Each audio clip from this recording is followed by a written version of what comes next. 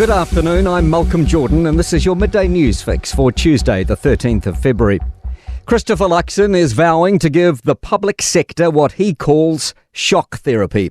He told Mike Hosking he spoke with 48 public sector CEOs last night to talk about working towards a culture of financial discipline. We need Wellington and public service in particular to understand, and they want to deliver, but we've got to give them maximum clarity so they can execute what we want them to do and the priorities that are important to New Zealanders. Meanwhile, the union representing the public sector fears that women will bear the brunt of public sector cost-cutting plans. Azaria Howell has the details. Public Service Minister Nicola Willis has directed ministries to find cost savings of 6.5 to 7.5% on average. The Public Service Association fears women will suffer disproportionately as the axe comes down on back office costs. Nicola Willis claims, however, that women have everything to gain from a government spending tax wisely. Meanwhile, the government's considering concerns from police about the country's outdated 111 emergency system potentially leading to preventable deaths.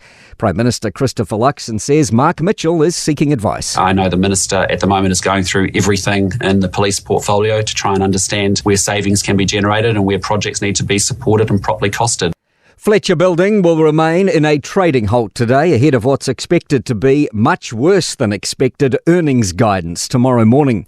It's advised the Australian Stock Exchange that Chief Executive Ross Taylor may consider his position. The Transport Minister says he's concerned and frustrated parts of Auckland's rail network shut down during rush hour yesterday.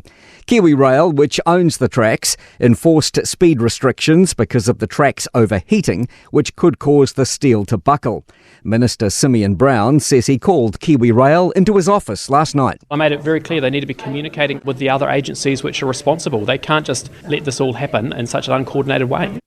And councils will have to bear the cost if they want to utilise the government's proposed water reforms. The Coalition will scrap Labour's Three Waters legislation by the end of next week to be replaced with its alternative for fixing water infrastructure.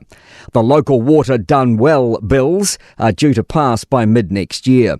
Local Government Minister Simeon Brown says councils will ultimately be responsible for setting up these organisations. We'll make sure that there is support and advice from the Department of Internal Affairs as part of that process. But, councils are already having these conversations right now because they want to be able to set up financially sustainable water entities. In Australia, Victorian fire authorities are warning today may pose the greatest fire risk in 4 years. It's going to reach about 40 degrees plus in some places, and fire experts say these conditions haven't been seen since the black summer of 2019. To sport, South Africa have won the toss and are batting first in the second cricket test against New Zealand in Hamilton. Canterbury seamer Will O'Rourke is making his debut for the Black Caps, while Will Young and Neil Wagner return to the 11. Australian paceman Josh Hazlewood has been rested from his side's dead rubber final T20 against the West Indies to prepare for the tour of New Zealand. And Serie A clubs have voted to keep the number of teams in the Italian top division at 20, rejecting a push to slash the number to 18. I'm Malcolm Jordan. That's your latest news fix. We'll be back with the next update at 5 p.m. from the Newstalk ZB newsroom.